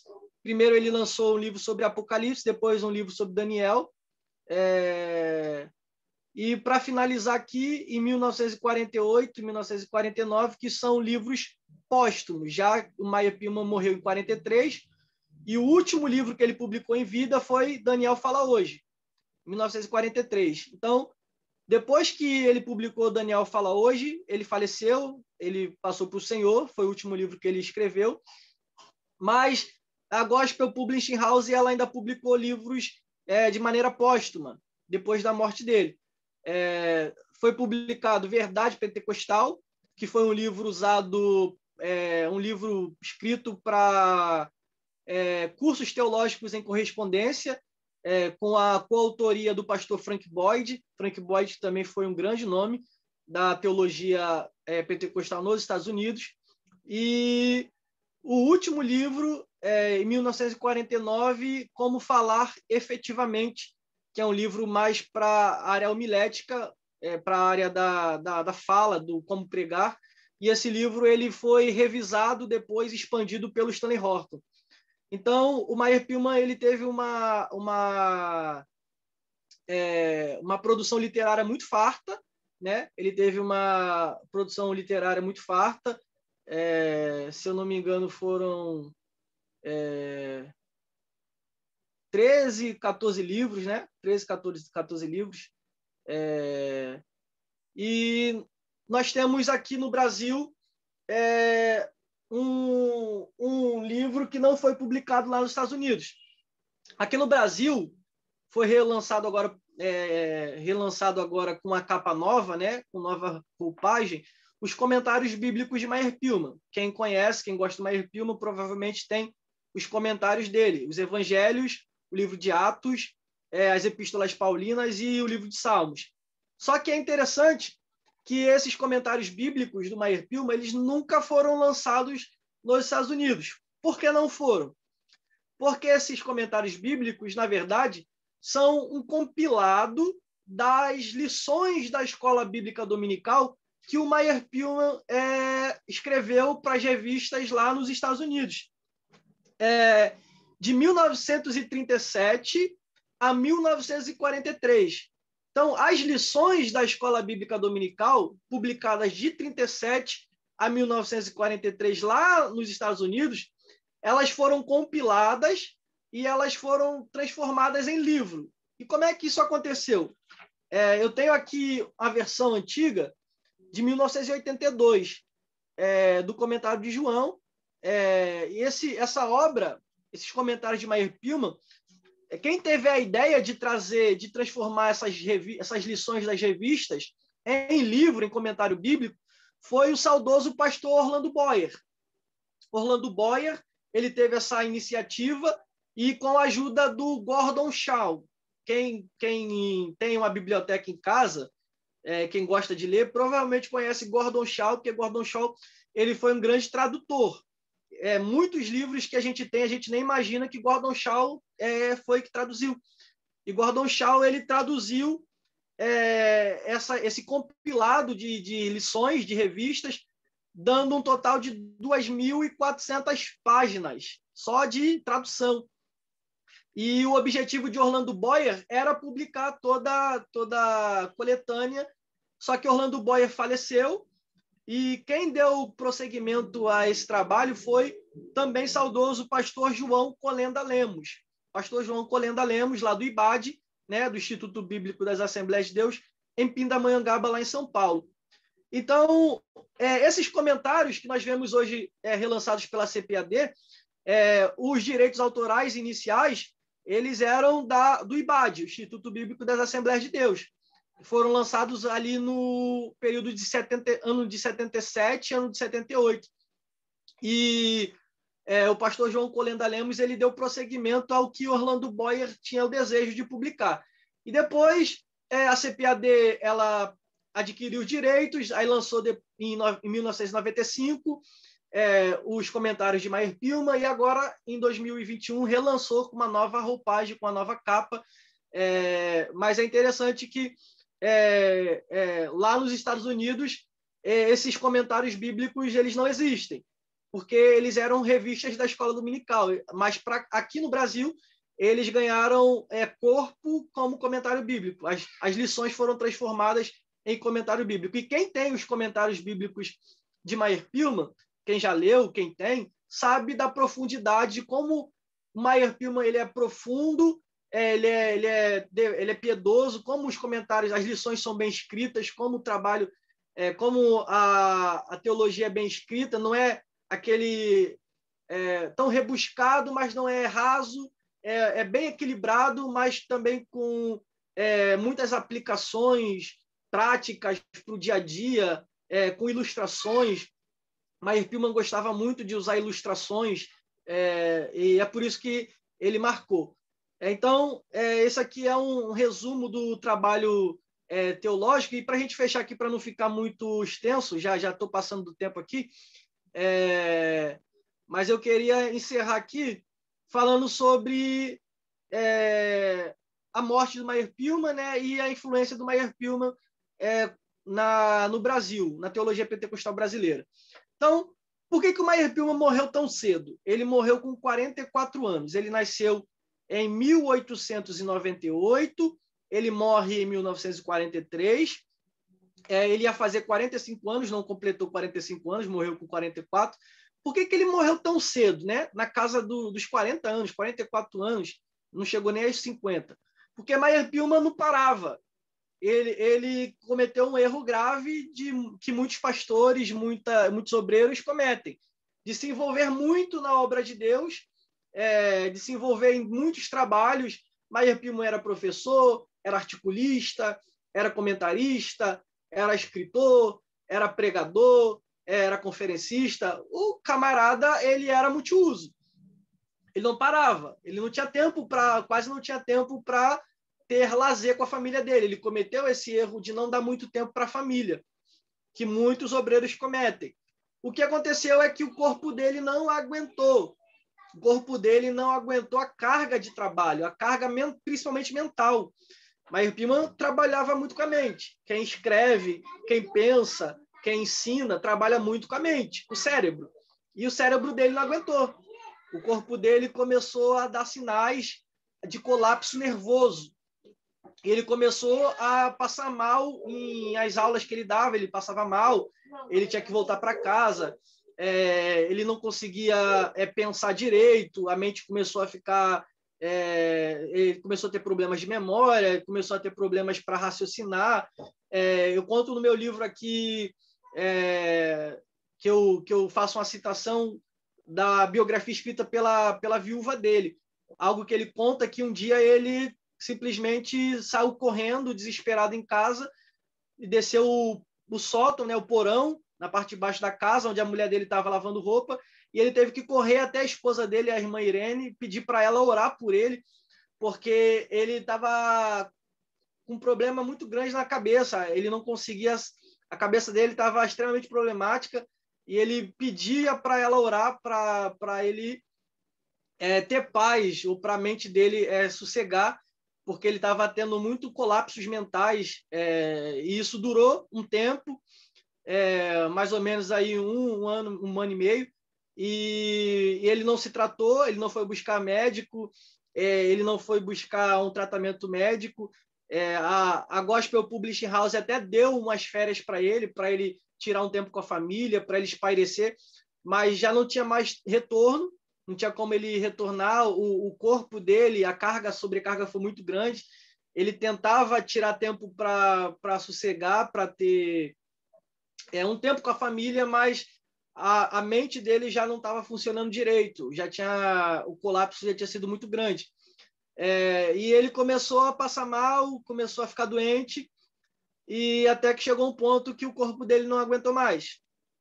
Ele teve um colapso muito forte, teve que ser levado para o hospital. Como ele era veterano de guerra, os veteranos têm uns hospitais lá nos Estados Unidos, né?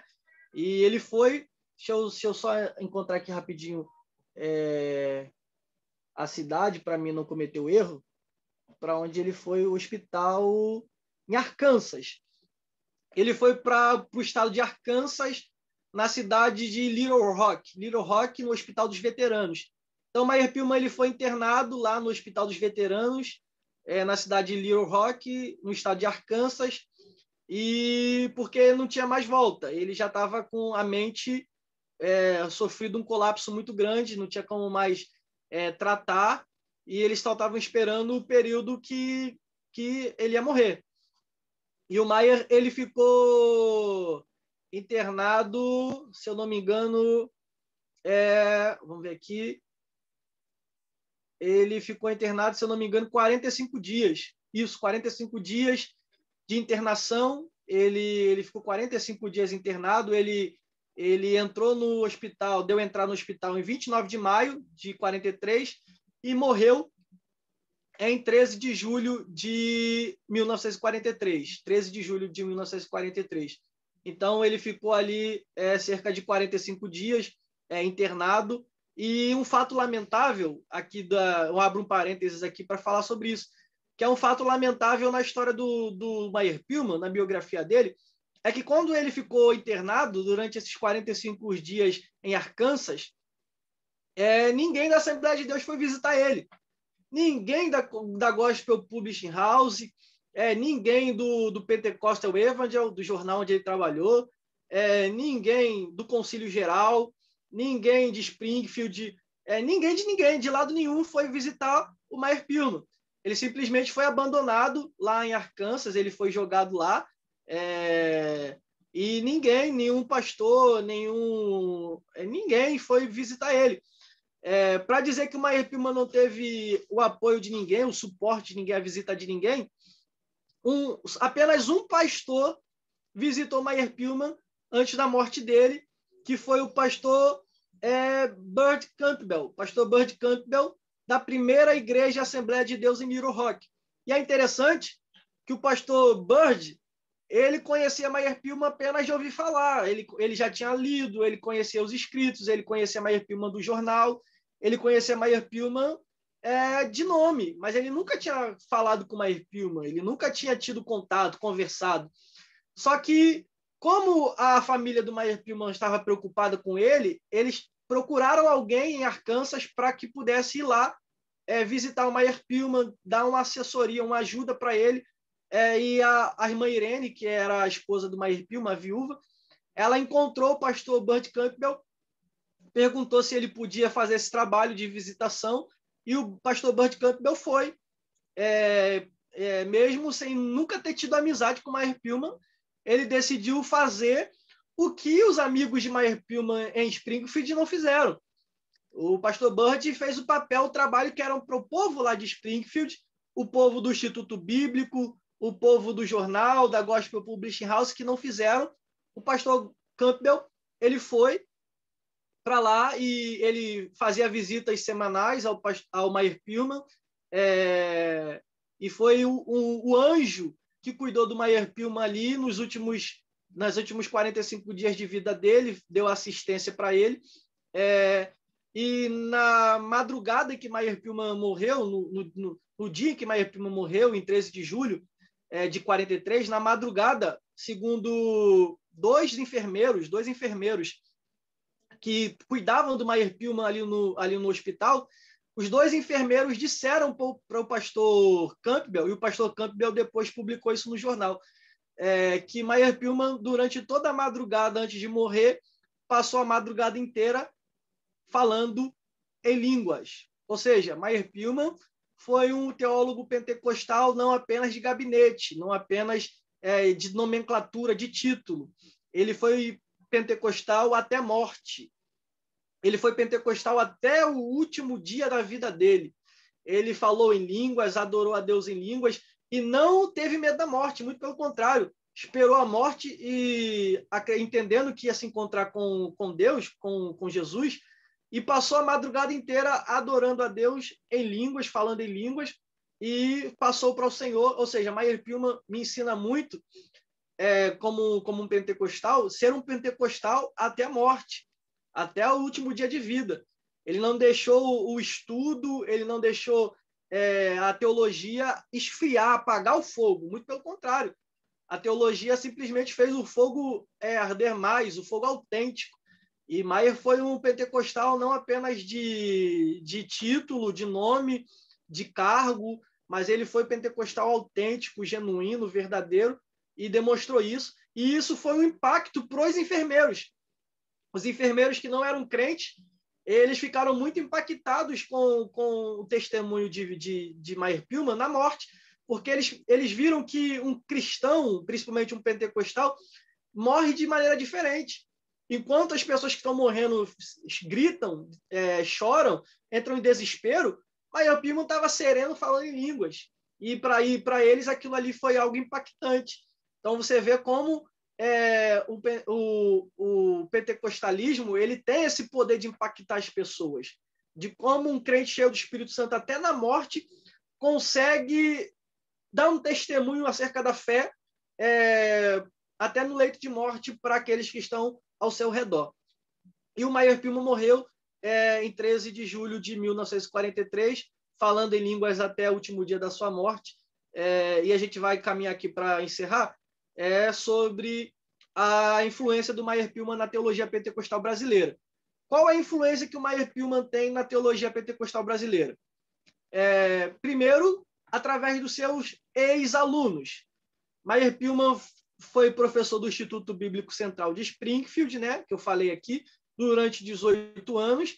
Ele formou centenas de pastores, missionários, missionárias, obreiros das Assembleias Norte-Americanas e muitos missionários. Muitos pastores que se tornaram missionários e se espalharam pelo mundo foram alunos de Meyer Pillman. Meyer Pillman, que foi o principal professor do Instituto Bíblico de Springfield, e 6 alunos do Meyer Pillman vieram para o Brasil. 6 alunos, 3 casais. E eu vou falar aqui sobre eles rapidamente. Vou começar dos menos conhecidos para os mais conhecidos. O primeiro casal é o missionário, o pastor Frank John Stalter, e a sua esposa, a irmã Louise Stalter. Eles foram alunos de Meyer Pillman. Eles foram um dos primeiros missionários que a Assembleia de Deus norte-americana mandou para o Brasil. Frank Stalter não é muito conhecido na história. A gente fala muito de Lawrence Olson, de Virgil Smith, de Orlando Boyer, missionários norte-americanos que vieram para o Brasil, J.P. Colenda, mas Frank Stalter não é muito conhecido. Eu só passei a conhecer, por exemplo, só conheci Frank Stalter depois que eu estudei a história de Meyer Pillman e depois fui conferir no dicionário do movimento pentecostal. E Frank Stalter e Louise Wilson, eles vieram para o Brasil, eles não passaram muito tempo aqui, eles trabalharam principalmente no estado de São Paulo. Só que Frank Stalter, ele fundou uma igreja muito importante, que foi a Assembleia de Deus na Lapa, lá na cidade de São Paulo, que pertence hoje ao Ministério do Belenzinho. A Assembleia de Deus da Lapa, ela foi fundada pelo pastor Frank Stalter. O pastor Frank Stalter, ele trabalhou com muitos missionários, com muitos outros missionários, muitos pastores, na década de... Deixa eu dar uma olhada aqui. Na década de 40. Ele veio para cá. Eles trabalharam cerca de 10 anos em São Paulo. Eles vieram para cá ali por volta da década de 40. Não tem precisão aqui. 1936. 1936, Frank Stalter e a irmã Louise Stalter vieram para o Brasil. E eles vieram junto com Orlando Boyer. Enquanto Orlando Boyer ficou muito famoso, ficou muito conhecido, né? Orlando Boyer, porque ele passou mais tempo aqui no Brasil, Frank Stalter só passou cerca de 10 anos. E ele não é muito conhecido, mas ele fundou uma igreja que até hoje é muito importante, que é a Igreja Assembleia de Deus da Lapa, ligada ao Ministério do Belenzinho. A Assembleia de Deus da Lapa, que foi pastoreada pelo saudoso pastor Valdir Bícego, e também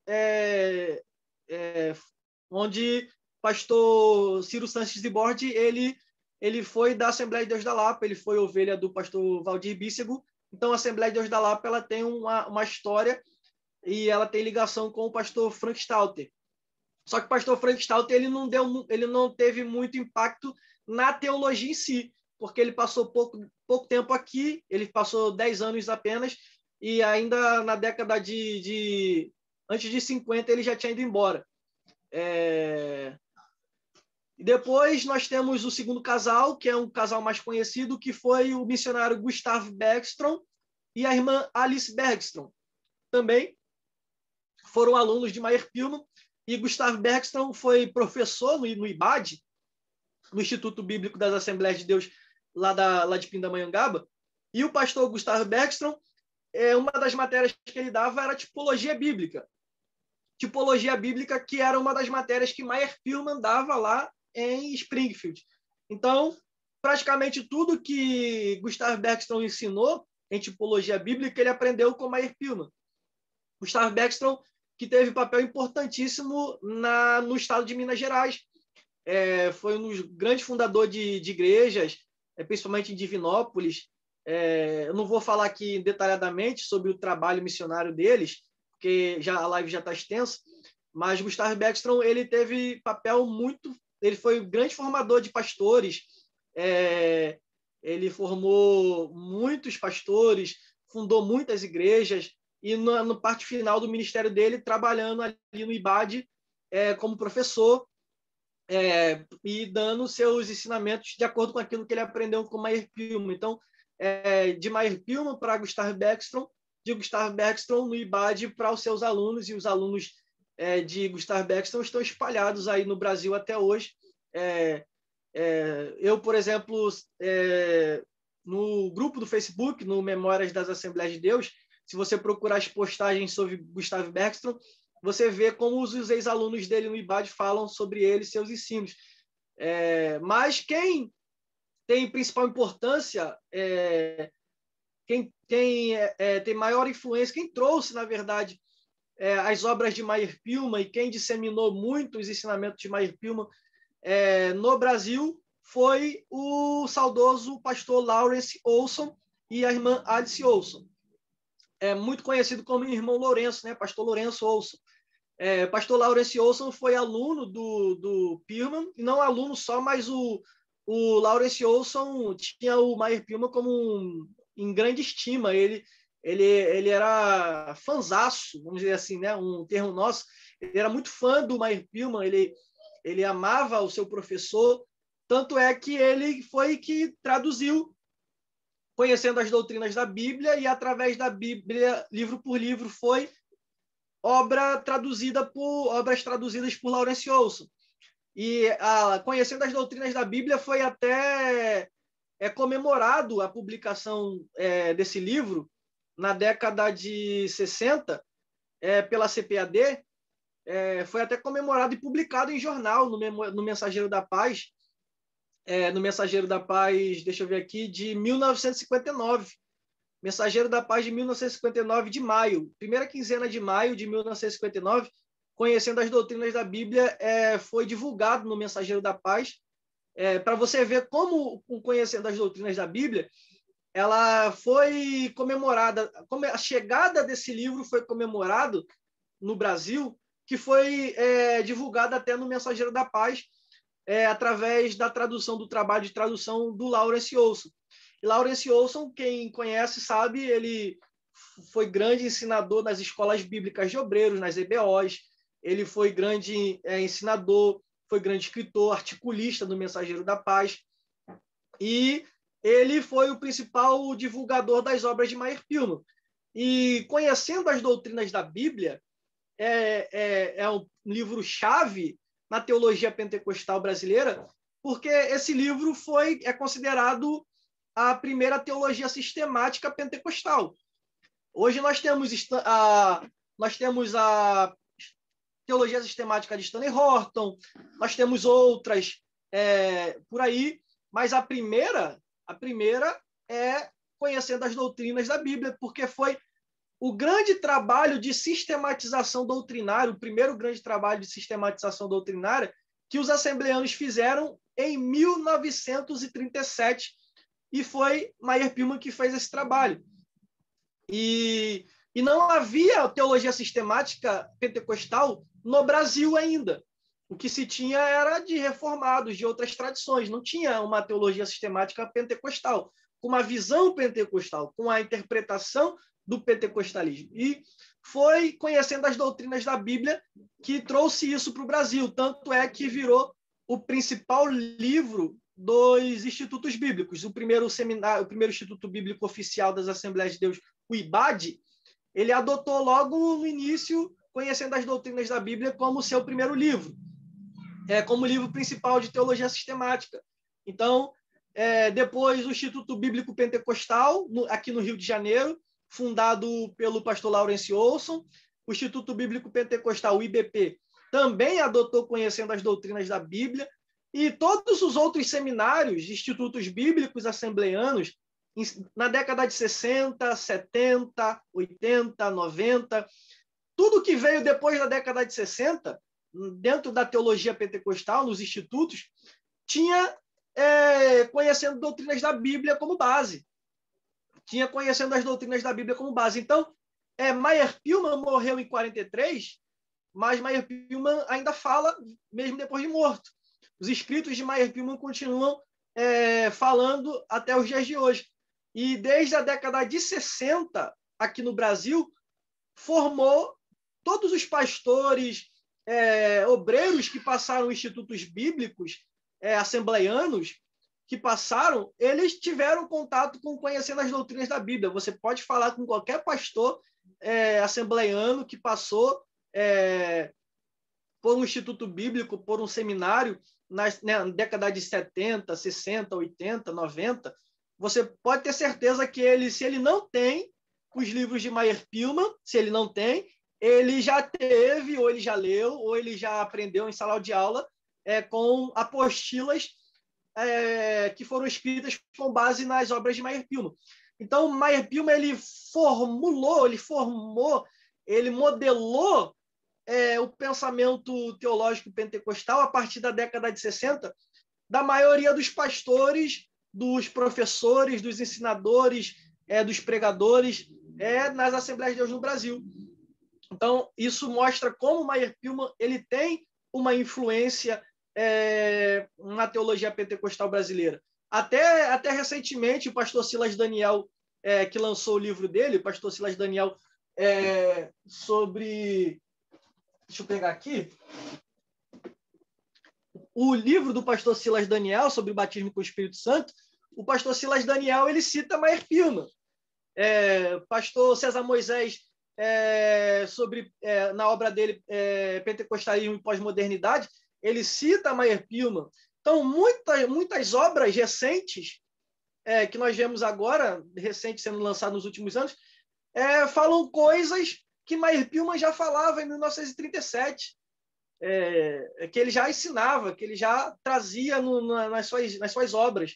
Para você ver como Meyer Pilma foi um homem à frente do seu tempo, como ele marcou época, não apenas nos Estados Unidos, mas como ele marcou época no Brasil e continua marcando época. É um teólogo necessário para todo estudante de teologia pentecostal.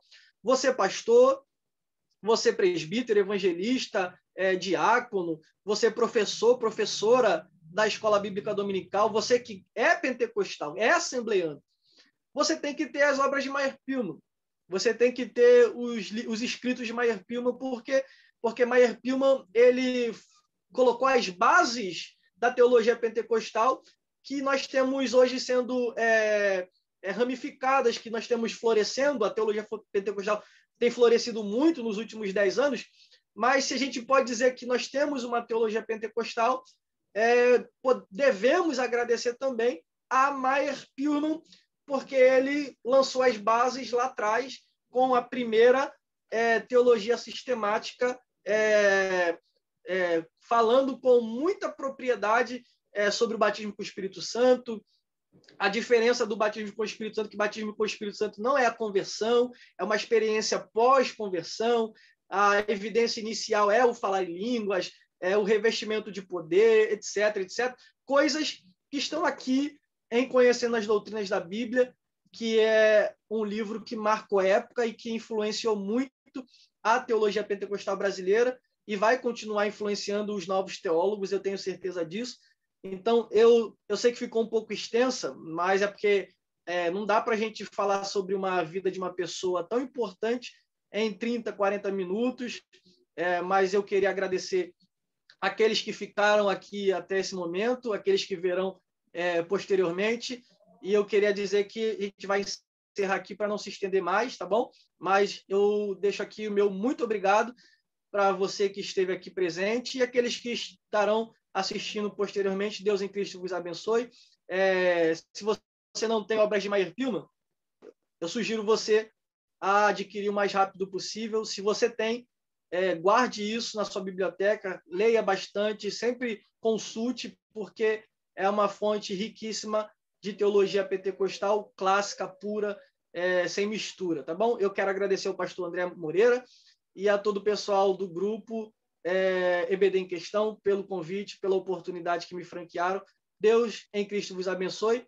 E a gente vai encerrar por aqui. Se alguém quiser fazer pergunta, alguém quiser falar alguma coisa, tá? Pode falar. Primeiro, justificar, o pastor André teve que dar uma saidinha, eu acredito que ele deve voltar daqui a pouco, mas de antemão agradecer você, né, professor, presbítero Felipe, e parabenizá-lo, né, porque é um trabalho que com certeza foram muitos dias, né, muito empenho para que pudesse passar para a gente, não somente isso, mas também para poder escrever, né? E eu confesso que estou ansioso para poder pegar esse livro aí, para poder entender um pouquinho mais e conhecer mais, né? E dizer que todos nós ficamos muito honrados pela sua participação, né, e felizes por conhecer tanto, né, de um homem que para muitos está esquecido ou está escondido, né? As pessoas não vão buscar, não vão atrás de informações e muitas preciosas, né? Então, te agradecer, né? E acho que o pessoal tem perguntas para fazer, irmão Roberto. Se quiser abrir seu som aí, irmão Roberto, pode acionar o microfone e fazer a sua pergunta. A paz do Senhor.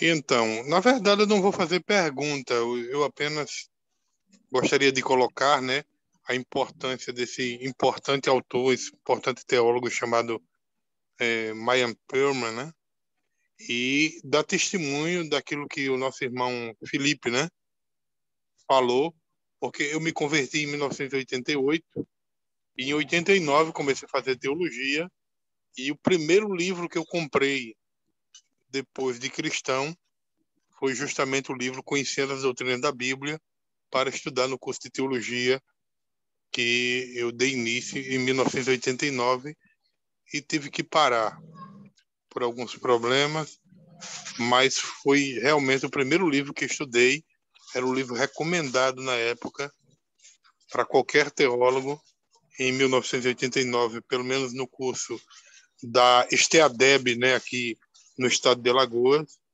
era o livro Conhecendo as Doutrinas da Bíblia de Mayan Perlman. Maravilha, eu acho que todo mundo, né, que fez teologia já de 88, 89 para cá, todo mundo tinha esse livro e tem, porque é uma preciosidade. E mais alguém gostaria de fazer alguma pergunta, alguma colocação? A gente precisa deixar também o irmão Felipe descansar, né? Eu vi que ele nem bebeu água, esse tempo todinho ele ainda nem bebeu água. Tem alguém que quer fazer alguma pergunta, alguma colocação? Se não, eu já quero fazer duas observações, Felipe, de dois fatos que me chamaram a atenção. Claro, né, de toda a história, que para mim é muito nova, algumas coisas eu conhecia, outras fiquei conhecendo hoje, mas duas coisas que a gente precisa levar muito em consideração, né? Primeiro de tudo, o trabalho que ele iniciou, né? E no final da sua vida foi esquecido em um hospital, né? Então fica essa lição para a gente. Eu acho que todo mundo aqui se empenha, se dedica para a obra e a gente precisa tomar o cuidado que o nosso irmão, né, o Maier não tomou, que era o de se cuidar, né? Que a gente precisa, porque no final de tudo a gente precisa se valorizar e se cuidar, né? Então me chamou muita atenção com relação a isso, que a gente precisa sim, é bom que a gente, né, venha buscar mais, crescer mais, fazer mais, mas que a gente tenha esse tempo nosso, né? E falando em tempo nosso, a gente vai te dar o seu tempo, Felipe, para descansar no sábado à noite, e com certeza o pastor André Moreira vai te convidar para outras oportunidades para a gente falar um pouquinho mais, e eu gostaria de pedir a você que, se possível, disponibilizasse para nós, assim que possível, para a gente adquirir o livro, porque acredito eu que no livro tem muito mais coisas, né? E para a gente, eu, falando como eu, né, como Rogério, que conhecia pouco, passei a conhecer mais e quero conhecer um pouco mais com relação a Maia, né, que é um exemplo para nós. Que Deus te abençoe, tá? E quiser fazer as suas considerações finais, fique à vontade, e é sempre um prazer poder recebê-lo conosco aqui. Obrigado, meu irmão Rogério, obrigado, tá bom? Essa colocação que o senhor fez é muito importante, sobre se cuidar, né? O Maier não tomou esse cuidado, ele se lançou 100% na obra e não tomou cuidado com a saúde, né? A gente tem que tomar cuidado com a saúde, a gente tem que também ter o espaço e o tempo para a família, não cometer esse erro que ele cometeu. Eu gosto muito de dizer que a gente precisa aprender não apenas com os acertos dos homens de Deus, mas também com os erros. Os erros, eles também são pedagógicos, então a gente aprende com os erros para não cometer, e eu fiz questão de deixar isso no livro, na biografia, para, de uma certa forma, ser um recado para as outras pessoas, para os leitores, e também para a gente ter a consciência de que a gente pode ser abandonado, que a gente pode ser abandonado pela igreja. Mas Pilma não foi abandonado pelo Senhor. O Senhor esteve com ele até o último dia da vida dele. Mas ele foi abandonado pela igreja que ele ajudou. Ele foi abandonado pela denominação, pela Assembleia de Deus. E a gente conhece diversos exemplos históricos aqui no Brasil também de gente assim, que deu a vida pela igreja, mas no final foi abandonado, esquecido pela própria igreja, pelo próprio ministério. E a gente tem que ter essa consciência que isso pode também acontecer com a gente. Não que o Senhor não estará conosco, ele estará. O Senhor nunca vai nos abandonar, nunca vai nos desamparar, mas isso pode acontecer conosco, pode acontecer com qualquer obreiro que deu a sua vida e no final foi abandonado, foi esquecido na sua parte final. Isso pode acontecer, a gente tem que ter essa ciência.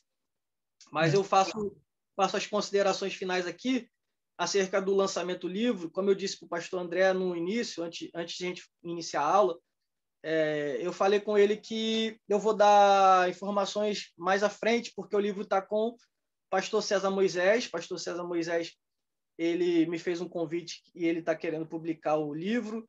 Ele está querendo me dar essa oportunidade. Eu sou um autor desconhecido, né? Eu sou alguém anônimo, mas o pastor César Moisés, ele viu uma oportunidade de um trabalho, algo que pode ser relevante para a nossa teologia pentecostal, para a nossa Assembleia de Deus, e ele está trabalhando nisso. Ele ainda não me deu estimativa de uma publicação, mas mais à frente a gente vai tratar sobre isso, vai falar. E quem quiser me seguir nas redes sociais, tá bom? Quiser ficar a par do livro, a par das publicações e a par de coisas futuras, de trabalhos futuros, além esse é o meu primeiro livro, né, que é a biografia do Mayr Pilma, mas eu já tenho algo em vista para o ano que vem. Eu penso em publicar ano que vem, já estou trabalhando de forma bem inicial um livro sobre a Igreja de Antioquia, em Atos capítulo 11 e Atos capítulo 13, sobre a Igreja de Antioquia como uma igreja modelo para as igrejas pentecostais. Então, eu penso em trabalhar com esse projeto para o ano de 2022, se o Senhor não voltar, é óbvio. E quem quiser ficar por dentro e quiser me seguir nas redes sociais, você pode ir lá pelo Facebook do pastor André Moreira ou da IBD em questão. Vocês vão achar o meu perfil, Felipe Lima, e no Instagram Min Felipe Lima, M-I-N Felipe Lima, Min de Ministério, M-I-N Felipe Lima. Você pode me seguir nas redes sociais, tá bom? Vai ser um prazer. E Deus abençoe a todos. Deus continue abençoando o pastor André Moreira, irmão Rogério, todo o pessoal do grupo EBD em questão, cada professor, professora, cada colaborador do grupo e cada um dos internautas que estarão acessando posteriormente essa live, tá bom? Deus abençoe a todos. Muito obrigado pela oportunidade. Isso aí. Aproveitando ainda a sua presença, irmão Felipe, eu gostaria, como eu falei, várias coisas interessantes, né? Mas essa do se cuidar me chamou a atenção. E a segunda que me chamou a atenção foi quando você falou sobre a origem de Mayr, né? Judeu, e depois que ele, né, conhece a Jesus e começa a caminhar no cristianismo, você colocou uma frase que me chamou a atenção e eu anotei, que ele tinha muito empenho para apresentar o Jesus Salvador para os judeus. E eu fiquei pensando, imagina se a gente, né, viesse com esse interesse, com esse entusiasmo para levar esse Jesus para as pessoas que a gente cresceu junto. Imagina que bênção que seria, né? Então, assim, algumas coisas que eu anotei é bênção. Então, irmã Neirivan, irmã, ora para poder agradecer a Deus esse momento e para que Deus continue abençoando e capacitando o irmão Felipe cada vez mais para que ele possa, né, continuar sendo instrumento de Deus para trazer essas informações e esses exemplos para nós que é tão importante.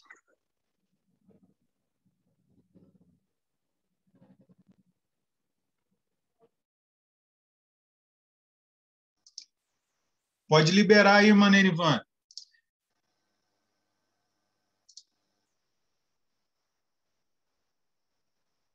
Manerivan, acho que ela travou. Travou. Vamos orar então para agradecer a Deus. Senhor, nós te louvamos e te agradecemos por mais uma noite na tua presença, aprendendo, sendo instruídos por ti, através do seu filho, através do seu vaso, do seu instrumento.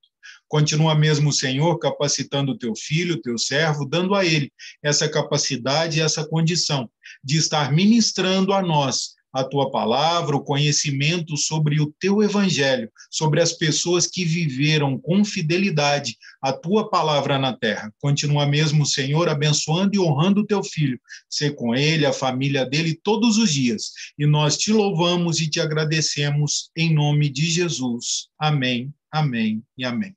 Irmão Felipe, Deus abençoe, um abraço a todos e até o próximo encontro. Deus abençoe. Deus abençoe, irmão Felipe, foi bênção do céu aberto. Ney, minha flor, um abraço na tua alma, mulher de Deus. Que saudade.